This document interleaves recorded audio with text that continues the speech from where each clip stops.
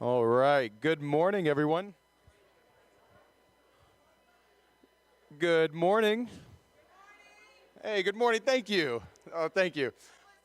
All right. I've been told to inform everyone that we're having some technical difficulties with our YouTube live stream, but we are resolving them as we speak, so we will get started momentarily. All right. Thank you.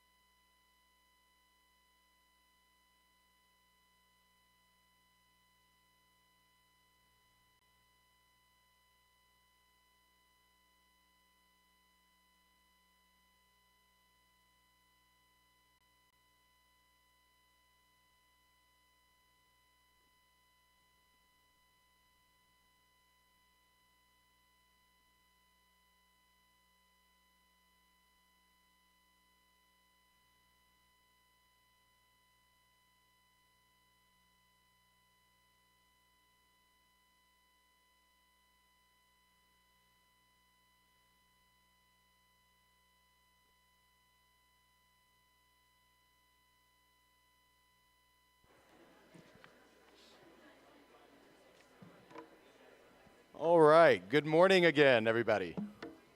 All right, I've been told that we are good to go. So, all right. Well, good morning and welcome, everyone. Welcome to everyone here in person, as well as those of you joining our stream online. It's great to see everyone here and to be here with you all this morning. I want to begin our gathering today just acknowledging that the University of Alaska Anchorage is located on the traditional homelands of the Dena'ina peoples. For thousands of years, they have stewarded these lands and waters, and their knowledge and presence continue to shape this place we share today.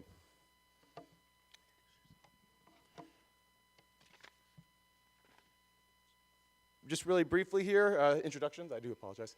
Introductions, my name is Dr. Matthew Quaylar. I'm an associate professor in the School of Social Work, and I'm the Faculty Senate President for this academic year. And my name is Brandon McKinney. I'm the operations manager for the Alaska Airlines Center, as well as the staff council president. And I just want to go over a few housekeeping items today, is that the live captioning will be available via the YouTube live chat or event description, as well as it's going to be available for all breakout sessions via Zoom. We just want to say, hope you have a nice casual day. Come and go as you please with your schedule. And then one of the members of the employee experience will be in the cuddy all day. If you have any questions or concerns that you need their attention, they'll be in the cuddy. So feel free to go to them and they'll be able to help you out. And now we would like to introduce Interim Chancellor Cheryl Seamers.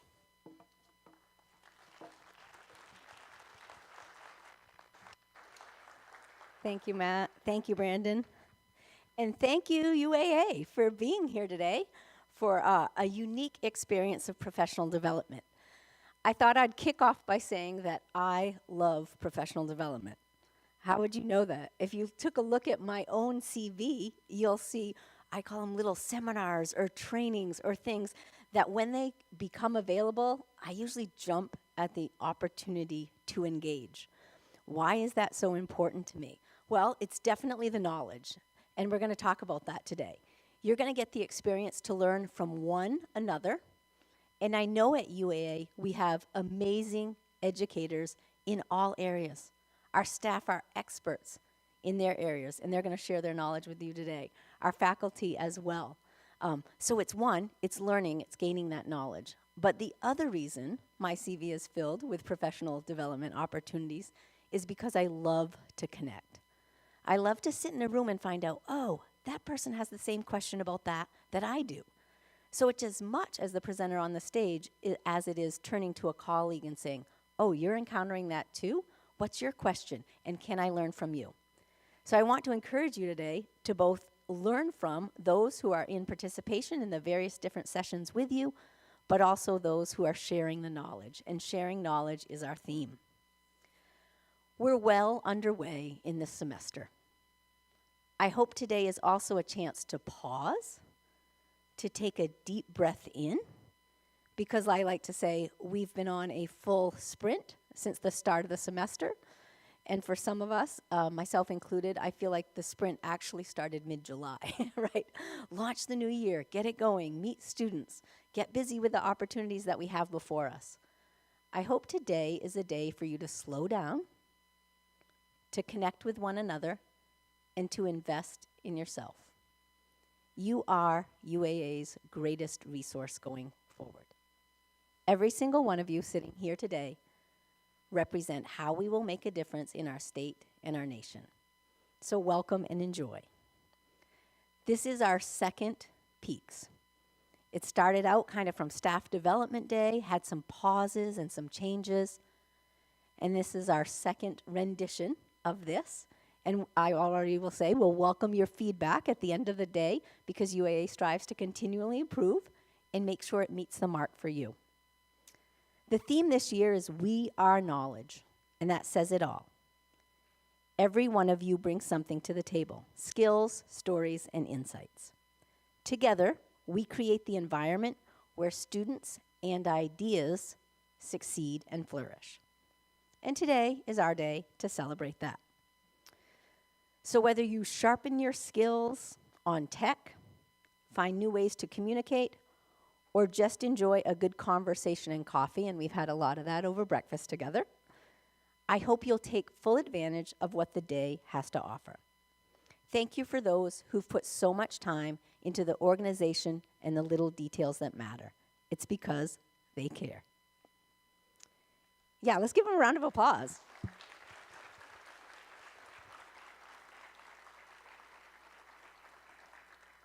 And of course, there's great breakout sessions, food, prizes, and don't forget our mixer later on.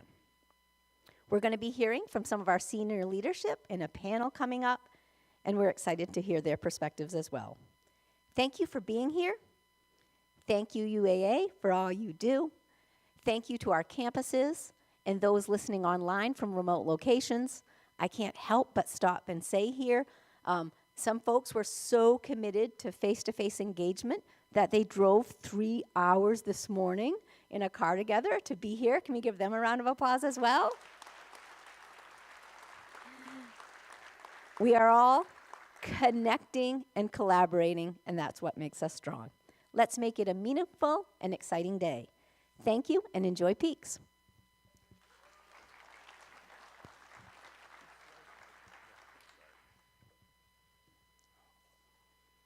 All right, thank you, Cheryl.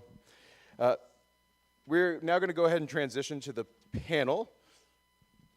Yeah, we would like to welcome the moderator for the panel, Ms. Corey Callison, Head of Business Graduate Programs.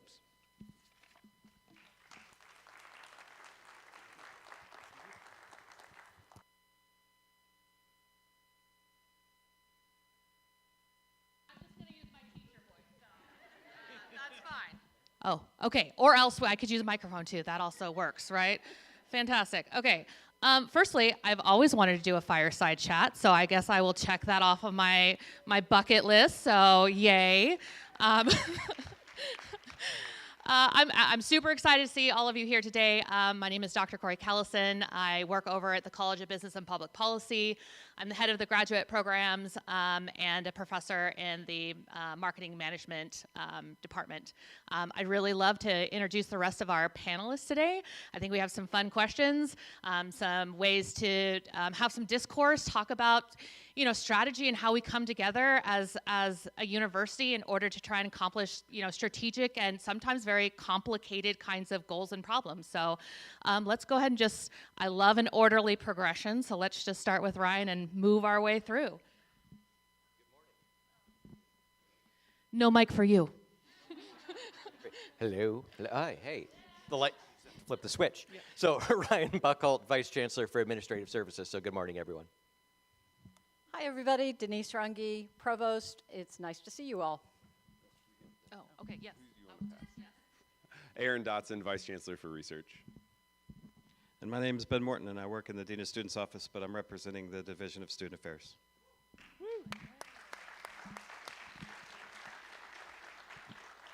All right, so I love a theme, and the theme today is We Are Knowledge. So we are celebrating the knowledge, the skills, the abilities that we have to come together and grow and be a better university.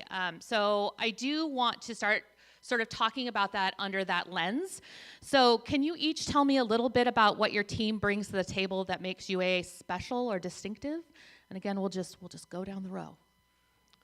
All right. So in administrative services, we have everything from facilities, IT, financial services, budget office, employee experience, university police, our auxiliaries, and environmental health and safety. And really, most of those are behind the scenes. Usually you don't notice that they're there until something's wrong, your heat doesn't work, or there's an IT outage. But a lot of dedicated folks behind the scenes that are making sure that our outward-facing services are available, ready, students have the learning environments that they need, and faculty have the resources that they have to work their programs, make sure the learning objectives are met. And the other part I have is a cross-divisional incident management team. So, I'm sure you've seen the news and the comms, so spinning up things like helping our neighbors in Western Alaska, or when there's a major event on campus like an earthquake, sort of pulling everyone together to get us back and operational. He's always a hard act to follow. So the academic division is broad. I think what makes us sort of unique in what we bring to the table is we assume, we could be wrong, but we assume that the majority of students are here because of the academic programs. And so we're constantly trying to figure out whether we have the right mix of programs to keep interested students showing up and coming back. And ultimately, that is fun and challenging work for all the people in academic affairs. And then the trick really is, for us, once we kind of figure out, do we have the product, if you will, that students are looking for, how can we deliver it in a way that the maximum number of students can be successful?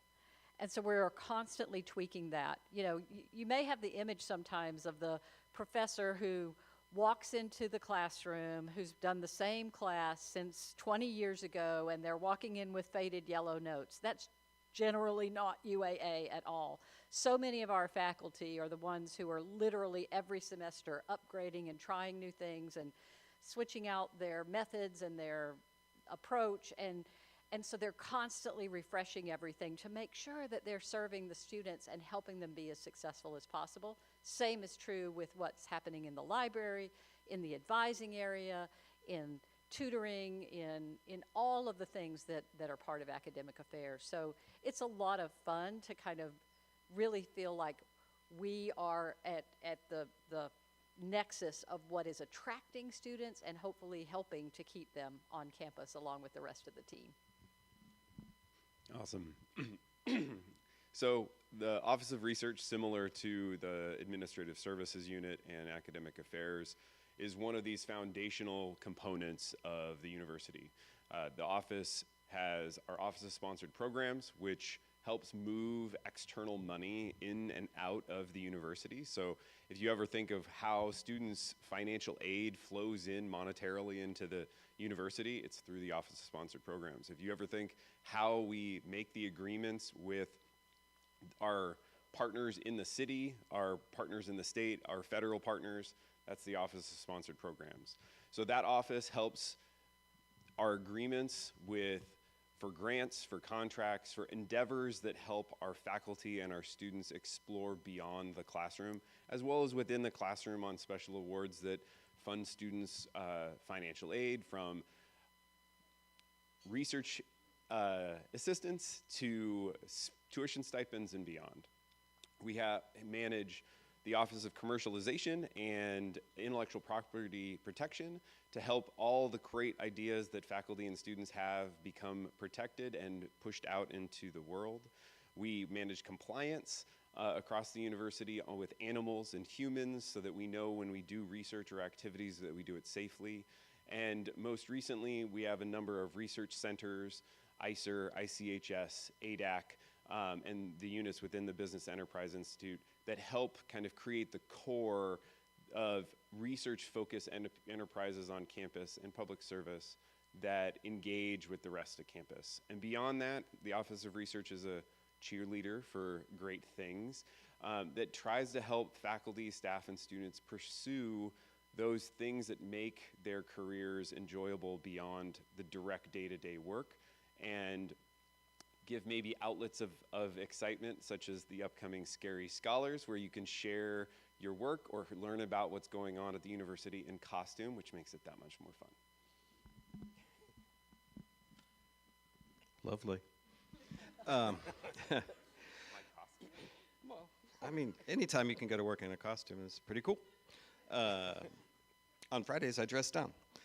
So, Student Affairs is a kind of a large and complex organization that's difficult to kind of put in a box. But let's talk about it in terms of bringing students in and getting them engaged and then keeping them healthy and safe, right? If you talk about how do you start students off, right? Admissions, financial aid, the registrar's office, those folks are paramount in making sure our students start out, get the classes they need, and are supported at the beginning of their journey. And then you have student engagement that is the word's right in the title, right? Engaging our students in their co-curricular experience, so they're having a positive experience while they're doing their academic work and going about their lives. And that's everything from our cultural centers and Pride Center to student groups, student organizations, and the myriad leadership opportunities that we have for our students here at UAA. And then the Dean of Students Office, which is what I know about because that's what I busy myself with more often than not, is making sure they're healthy and safe while they're here, right? Disability Support Services, the Student Health Center, the Dean of Students Office, which is our care team. Many of you have probably written care reports about students over the years. Student Conduct handles, in partnership with Academic Affairs, some of the academic misconduct or behavioral issues that we might see from time to time. And then Residence Life, which is our students where they live, many of them, about 800 this year. And so it's a large organization with multiple missions and goals, but it's all about engaging students and supporting them in some way. Most folks in student affairs are student-facing in some way, and so we busy ourselves with the experience that our students are having on campus. Excellent. So I know that working at UAA oftentimes, because it's a big university, which is great, I oftentimes get siloed in my own office and my own building, and I don't get to hear about all of the awesome things that are being done around campus, right? I know everybody up here by name and reputation, but I couldn't tell you with any detail some of the great and exciting things that are happening. So I would really love to take this time to just ask you, is there anything exciting, challenging that you're working on in your departments right now that maybe you'd like to share that we get to hear about? Ryan? Yeah, I'm a little reticent to just keep going down the line here. Okay. Let's start with Ben. Let's switch it up. I do right? have things, but let's. Thank you. Student affairs won't go last every time. That's awesome, right? Students first. So here's what I'll say, interesting or challenging. It's married together in many ways in my eyes, right? The Vice Chancellor for Student Affairs several years ago, the person that hired me was a guy named Bruce Schultz, and he used to always say, never waste a crisis. And for years I wondered what in the world he was talking about. But so, as most of you know, budget's always an issue, right? And so a big part of the job I've had the last 5 months has been about discernment. How do you best utilize the resources available to you to put the best foot forward to support students? And so the Student Affairs Division is no different than any other unit across this campus. Budget is tight, resources can be scarce, and we have to think long and hard about how to best use those resources. And so we had a couple of crises that have led us to make some changes across the division, and I will talk about student engagement first. They had a major reorg, and that was disruptive in some ways, but also afforded us the opportunity to reimagine how we would work to support students across campus in the student engagement area. And so we've created some synergies there. Less staff, but still the same great service and support for our students. And then the other area I would talk about, budget became an issue, and we had to reimagine how we were going to deliver mental health care to our students in the Student Health and Counseling Center. And so we went from a number of in-person counselors to a hybrid model through the use of telehealth and a company that we've partnered with called Talkspace. And this is the first semester we're doing it, but I just had a meeting with the director of student health yesterday, and the numbers and our feedback that we're getting from students indicate that students are having a great experience with this hybrid model. And I think one of the things that pleases me is the time from wanting an appointment to getting an appointment is down to less than it was when we had in-person only counselors. And so while we had to make those changes because we had to look at the bottom line in the budget, it has allowed us to make some moves that I think allow us to be proactive and long-term successful and continue to support our students. So I'm going to start off a little bit with the Office of Research oftentimes is confused with the word research. So research itself, you think of, oh, UAF might be the big research school. We do a lot of great research. We do very fundamental research as well as very applied research. But what's not often articulated in the word research is that, I always put it in quotes, all of our public service work is actually a larger portion of our portfolio than our research. So one of the projects I want to highlight that I think is super cool that is often not seen, the university gets to act as a bit of a bank. We have 2 programs that are part of the state small business credit initiative where the Treasury gives us money to help back loans that are potentially risky in our community to help our community grow. So through the Business Enterprise Institute, particularly the Small Business Development Center, we've supported tens of millions of dollars of loans to help businesses across the state grow and thrive in this current economy. So that actually came from a crisis. It came from COVID money originally, but it's being pushed to develop our state. So I want to highlight that a little bit because it's a challenge. That grant, Ryan knows well, was not an easy thing to get the university in the place where we get to essentially hand banks money to back loans. That's not a normal activity for a university, but it's been a really lucrative, beneficial public engagement work. The other one I think is a challenge, and this is an ongoing effort, is as Corey mentioned, that we often are a bit siloed. I do a lot of work trying to learn what's going on around campus. It's hard. And so I'm working with Faculty Senate right now and their subcommittees to try to find tools to extract more information from everybody across campus about what they're doing using generative AI, which can be a little scary. So hopefully soon that work will come to fruition and my office will be able to better see and better digest all the great things that are going on that are reported in activity reports and through other means so that we can push those out into our community better. Because when we had Rep. Holland on campus, he was very questioning of, well, why isn't UAA doing this? And I remember sitting at a table with Denise and saying, everything he's saying we're not doing, we do, and we do a lot of it. We just don't get it out well enough. So I'm looking forward to finding a way to get that out into the public with everyone's help here. Nice. So I'll talk about 2 very closely related big initiatives that cut across all of our areas that I have the honor of sort of leading for the university. The first is the Board of Regents Strategic Attainment Framework. And what the board has done has set a pretty high bar for all 3 of the universities in Alaska and said, we want to see substantial progress in enrollment, in retention, and in graduation. And so each of the 3 universities has a point person that's trying to lead that effort, and my office is doing that work. And what that means is that we get to play in parts of the university that we don't traditionally play in. So we are forced to walk out of the silos and, for example, work very closely with enrollment services in a way that we've never done before.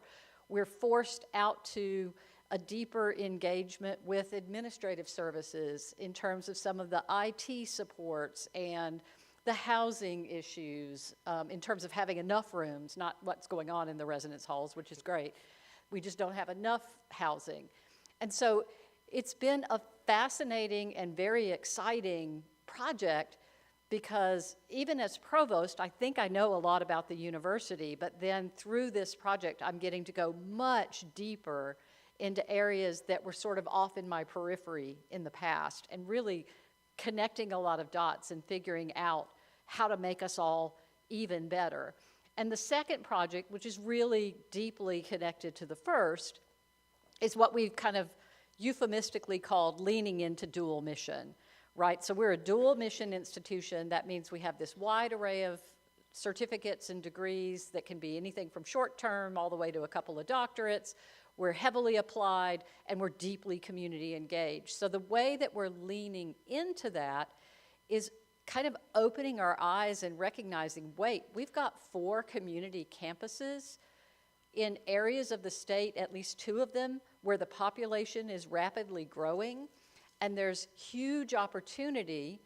And even prior to the pandemic, UAA was the largest provider of online learning for the state of Alaska. Pre-pandemic, we had 32 online degree programs and produced 103,000 student credit hours a year online. And so leaning into that, leaning into the local faculty at our community campuses, and really trying to connect the dots of what would attract students in those regions, what resources do we already have, what degrees are we already doing online or hybrid. And you can see it's like this gigantic slide puzzle, right? That how do we get everything to line up so that we can serve more students, get them that bachelor's degree or that master's degree without asking them to move from Soldotna to Anchorage, like our interim chancellor is having to do. And really, you know, what is that final outcome going to look like? We don't know. But the 2 projects are so closely tied, and they're both very, very exciting. And I'm really anxious for the entire campus community at all of our locations to join in the efforts. So I'm kind of struggling because I don't want to pick the favorite amongst my area, and it's almost like picking your favorite child, right? It's kind of impossible. You know, a couple things that are really getting a lot of my focus, and both Ben and Denise talked about this, which is housing. You know, this past fall we had a wait list of over 400 students for those 800 beds. So 50% more demand than we had the ability to meet. And that was up from about 250 the fall before, which was up from about 200 the year before. So even where we had to increase the rates, we're still seeing the demand continue to grow despite that. And trying to understand how that will tie into our enrollment objectives that Denise talked about. What is that long-term pipeline? And then what are near-term strategies we can do to meet more of that wait list when it hits us again in this fall, but also having some great conversations with board members and partners at the state on what we can do to get some resources in to actually build some additional dorms, which honestly is huge because prior to the pandemic, 70 to 80% occupancy would have been like, that was a great year. And now we're, 100% and then some. So our master planning effort really has to catch up now on what is being shown as durable demand. Tying in with our enrollment increases, we're seeing Alaskans vote with their feet that this is where they want to be. We have students from outside saying, hey, this Live and Learn in Alaska program sounds really enticing. I want to come to Alaska and hopefully stay after graduating. So we're starting to see these systems and initiatives that we put into place several years ago really coming to fruition here. And yeah, there's a little bit of catch up on what we can do to get some of the physical space behind that, which quite honestly, having had a career here where a good chunk of it has quite frankly been more negative. How do we trim? How do we contract? To actually have an opportunity to dream and think about, well, geez, we do need to add 2 more dorms, up to 400 more beds. And you know what? We might actually need to think about a phase beyond that, where maybe we even go above and beyond that and start thinking even farther out for once, and actually having our board and the state and legislators actually starting to have that conversation again, which really makes kind of getting on board and really helping to actualize the dual mission effort that Denise talked about really exciting, because now we're actually starting to see more of this positive momentum that really comes behind this. And then, of course, we have areas like the Alaska Leaders Archive. So, sorry that you can't walk through the library to get out the north entrance, but really excited to see so much external support, so many different federal funding sources as well, and philanthropic sources that have come in to allow us to enhance the good work that occurs at the library and start to create a lot more of these synergies and connections. A lot more of our growth is going to be in what I call these multiple colors of money projects like this. Sally Montserrat Hall was one of these to really expand health programs. Alaska Leaders Archive is going to be one of these. And despite what my facilities and finance people will say is an absolute nightmare managing all this on the back end, it also shows that we have our federal delegation behind these projects. We're getting legislators behind these projects. We're getting donors and corporate interests behind these projects in ways that, quite honestly, hadn't happened before in my experience of UAA's history. So really exciting to see these things occurring, all in furtherance of transforming lives.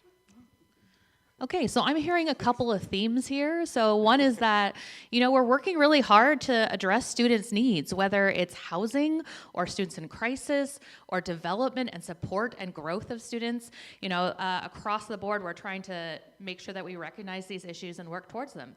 And the second really theme that I'm hearing is that, we're having to be creative and adaptable and flexible because we're dealing with, some big level issues, some big level problems. And those are multidimensional, they're complex. So I guess I would really love to know, how are you working sort of across UAA, not just in your own discipline and making good headway there, but how are you capitalizing on all of our problem solving brain strength that we have at UA to make some impacts and make some inroads. And I won't look, I'll go back to bed. I'll go back to bed. All right, well, here's where I become a little bit dangerous, right? I know just enough to know that enrollment services, they play across campus in every area.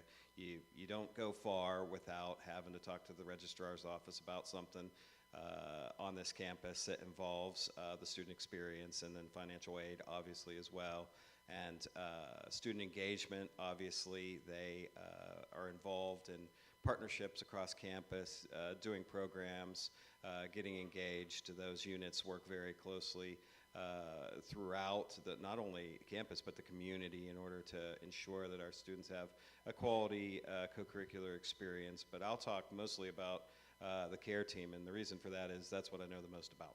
And so to me, a prime example of how we can work together here at UAA is the care team. And if folks don't know, that is a group of individuals that comprise everything from the chief of police and myself as dean of students to staff in my office, staff in the Student Health and Counseling Center, residence life, academic affairs, both the provost's office and what's Colin McGill these days? Faculty success. Faculty success, right? Well, I didn't want to, I don't know if he's here. Well, he's not, I don't see him, but he's got a lot of titles. Yeah, he does.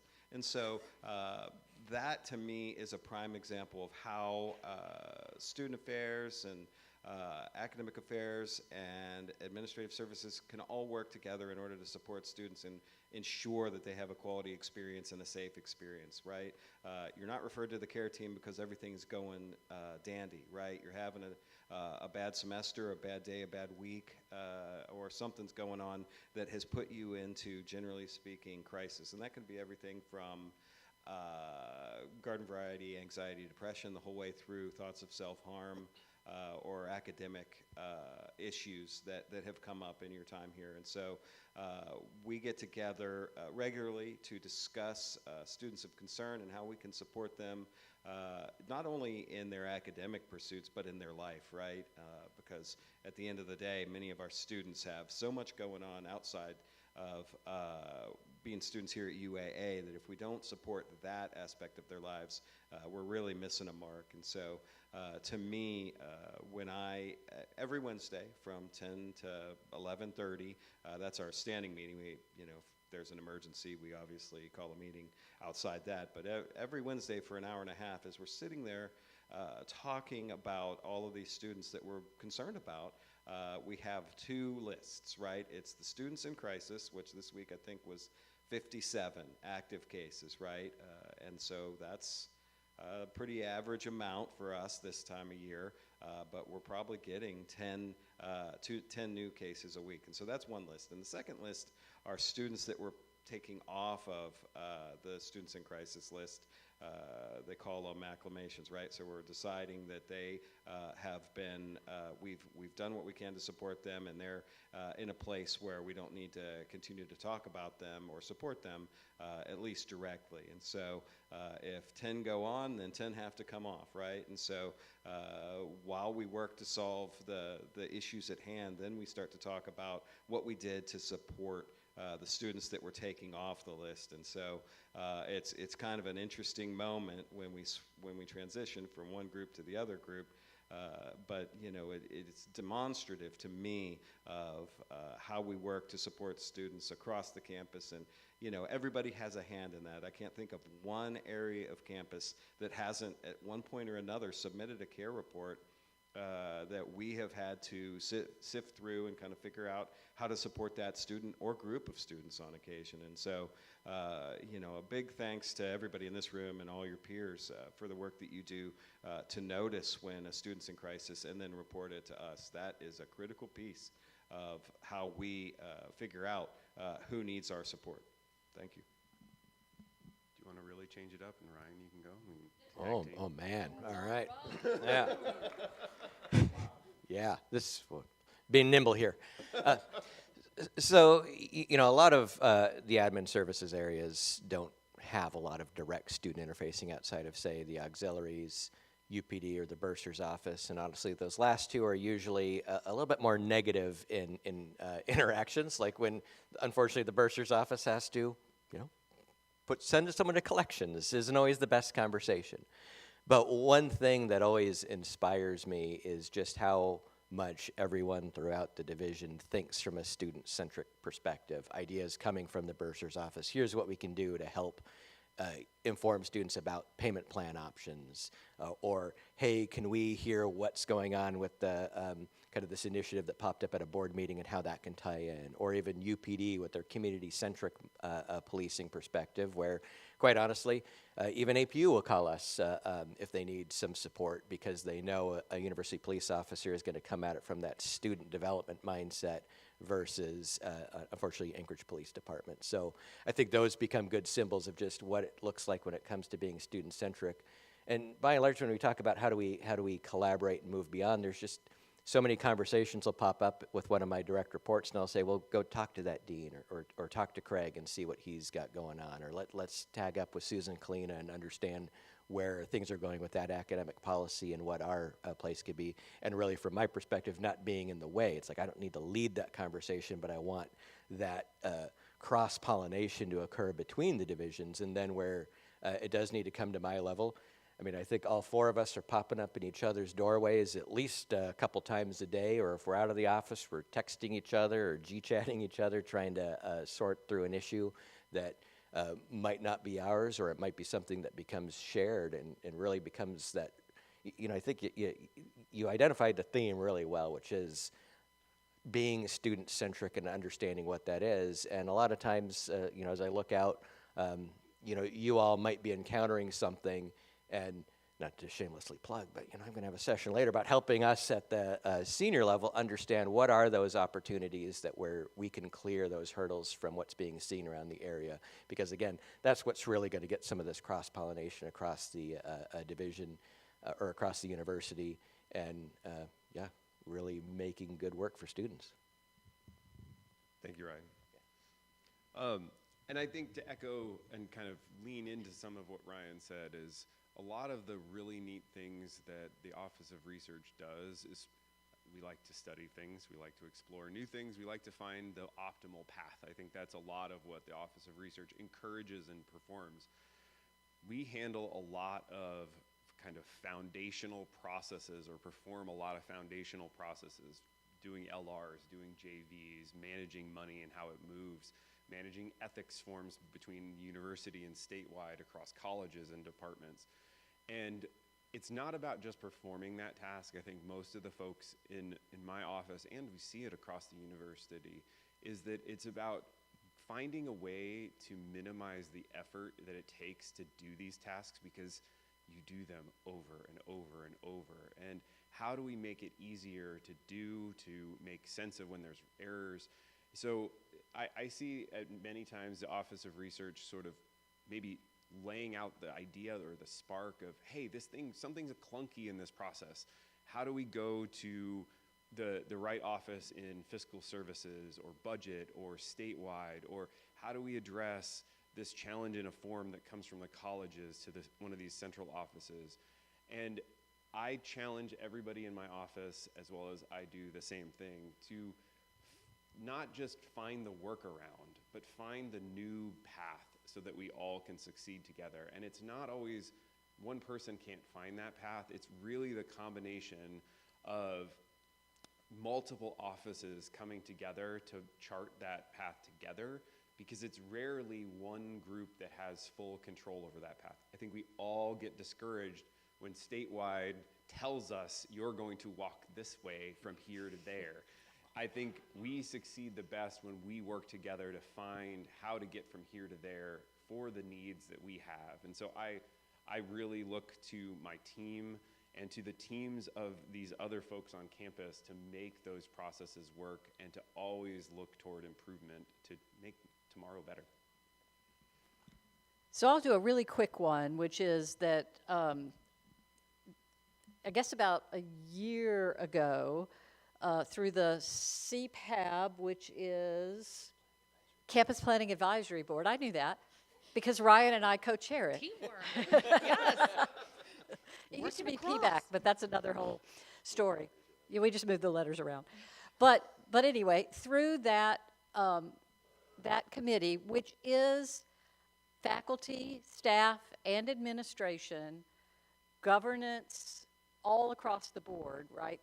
It's a governance type of committee. But through that committee, we launched an effort for what we're calling the services review, so that everything on campus, more or less, that isn't an academic program, once every 7 years is going to go through a review process where we look at what's working well, how is it contributing to the mission, what does it need, how can we help it improve, do better, does it need more resources, is it over-resourced, all of those kinds of questions. And I mentioned that one because it kind of takes us back to where we started, this idea that it's teamwork, we're all here for the students, and we really believe in continuous improvement. And so to have a group like that where the staff members on the committee, the faculty members on the committee, it's tough work going in there and trying to do that assessment, and they are so committed, and they've done such a great job on the first pass, and we're about to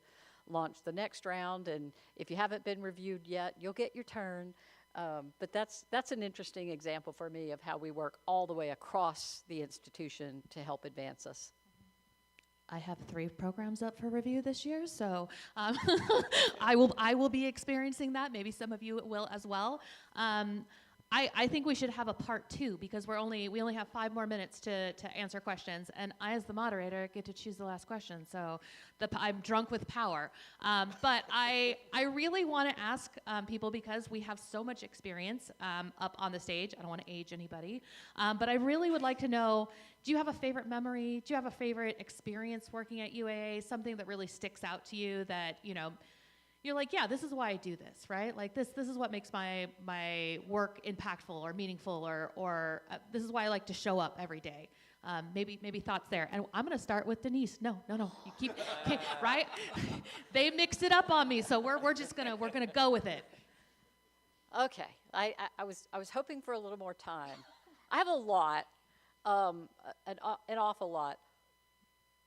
One of them is actually, and so I have to be careful not to call out a name, because like Ryan, I have lots of people that report to me and that I really enjoy working with.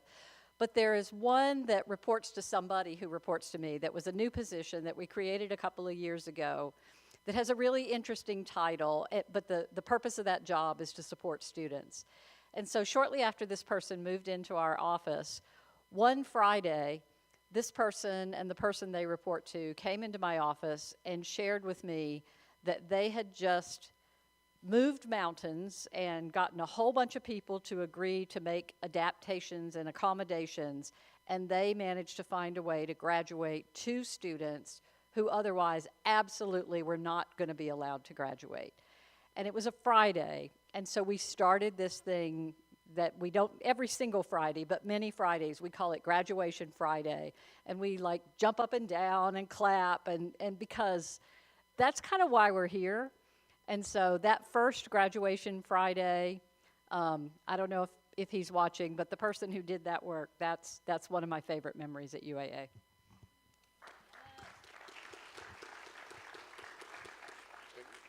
You're looking at me, so I guess I'm next. Okay. So I think I've got a lot, especially getting both my degrees from here. So I think the biggest pride I have when I think back at my experience has actually been the 2018 earthquake and the response, not only by the facilities team, but so many admin services areas, student affairs, academic affairs, and just how quickly and as much as we get mired down in our usual processes, just how quickly we flattened a response organization, allowed tradespeople to make their own independent judgments on what needs to be done with guidance from the chancellor and what the priorities should be, how quickly student affairs stepped up to help with any processing or training needs as we brought people back. If you were here for it, you may recall it was right before finals week, so it's not like, well, maybe we can cancel a couple classes. No, we were right at the tail end, and a lot of people looking at graduating in December that needed to take those finals.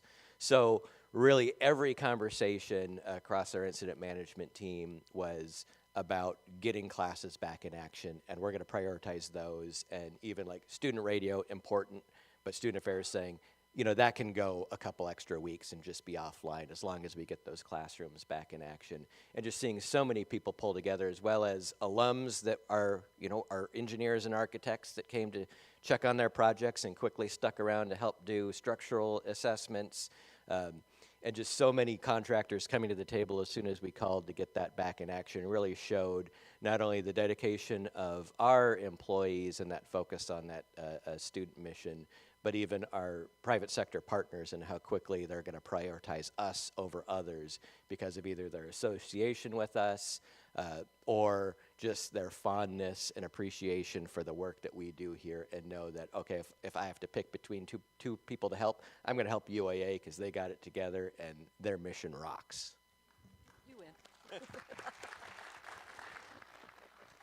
I'm going to go after a smaller example, but a bigger concept. I really appreciate that UAA enables everybody at pretty much any rank, from students, staff, to faculty, to challenge upward for the better of all of our work. One example that sort of resonates with me is now retired Lexi Hill. When I stepped into this role as Vice Chancellor, I had a vision of how we could route and minimize process for journal vouchers. And so I drew this flow chart. I'm an engineer, I like flow charts, I like diagrams. And the whole committee that we were talking with was giving feedback on how this flow chart worked. And I knew something was wrong, and no one was willing to kind of jump out and say it until Lexi pointed out that I'd drawn like a circle that you never could get out of. And she said, I know we're talking about around your issue, but you made a process that never ends and we're stuck. And so I think it's really important and really empowering that we all can have that voice, and that voice is what kind of keeps me here, the voice that everybody contributes to our success. So we think about memories, and I came in 17, and so the earthquake and COVID are memories that I have. And Ryan's right, that was a heck of an experience. He acted, I've told him, heroically that day. And then the previous weeks, and then COVID, use the word hero again. Back when COVID was killing people, and the hospital was full across the street, the folks in the Student Health and Counseling Center were very selflessly doing testing right there in RH when we didn't have even all the space and equipment to do that like we probably should have. But it was that important to them in order to ensure that our students in our community were safe. Most of us were gone. We left campus and we were gone for a while. Res Life stayed, and Student Health and Counseling Center stayed. physically came every day and supported this campus. But I want to end on a positive note, and so how I'm going to do that is I'm going to talk about, I've been here 8+ years, going on 9 years, and so one of the most powerful things to me is graduation. I encourage all the staff that I work with to go every time, and because I think it's rejuvenating in many ways.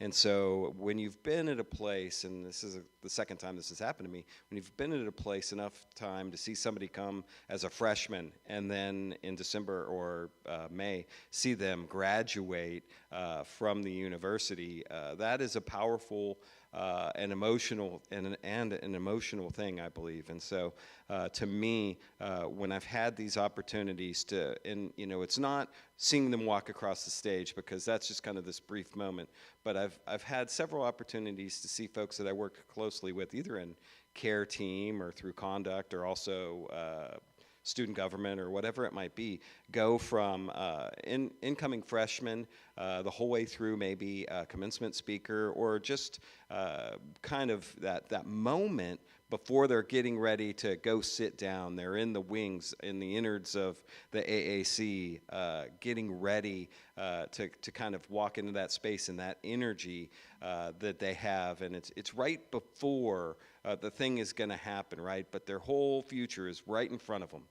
And, you know, it is powerful to me to sit there in that moment and recognize here's these hundreds of students, some of whom I know very well, some of whom I've never met, but their whole world and their whole life is just right in front of them. It's just a heck of a experience to have, and that's what I remember most, I think, about my time here, is the privilege that I have to kind of have a backseat to that, because when you're the Dean of Students, you don't have necessarily a role at graduation, but you can go anywhere you want, which is a good place to be. And so I just kind of meander about and through these long lines of students in their caps and gowns, and faculty and staff who are doing various roles, but my responsibilities are small. And so I can just take it all in and watch, and that is something that I will always cherish about my experience here at UAA.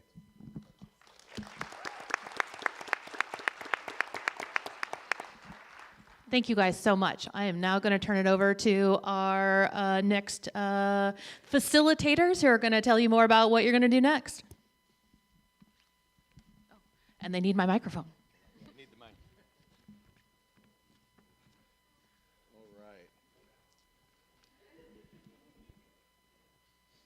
All right. And again, a big thank you to Corey and our panelists.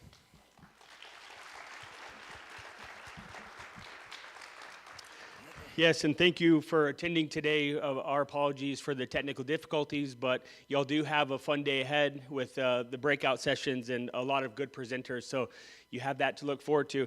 I do want to take a moment here to acknowledge the Employee Experience Department. Ambra and Heather, they put all this together.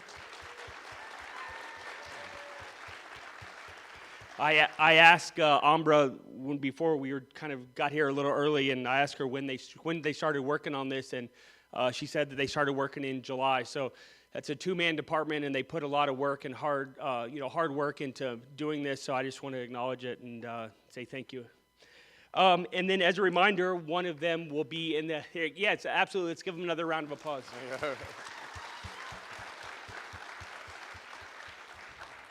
And as a reminder, either Heather or Amber will be in the Cuddy Hall today during the sessions throughout the day. So if you do need any assistance or help, they'll be there to answer any questions. Awesome. And just a couple of updates here before we send you on your way. Breakout session 2, Addressing Bias in Everyday Conversation, has been moved to Zoom. And breakout session 3, AI in Higher Education, has been canceled. Please make your way to your next session and enjoy your day. Thank you.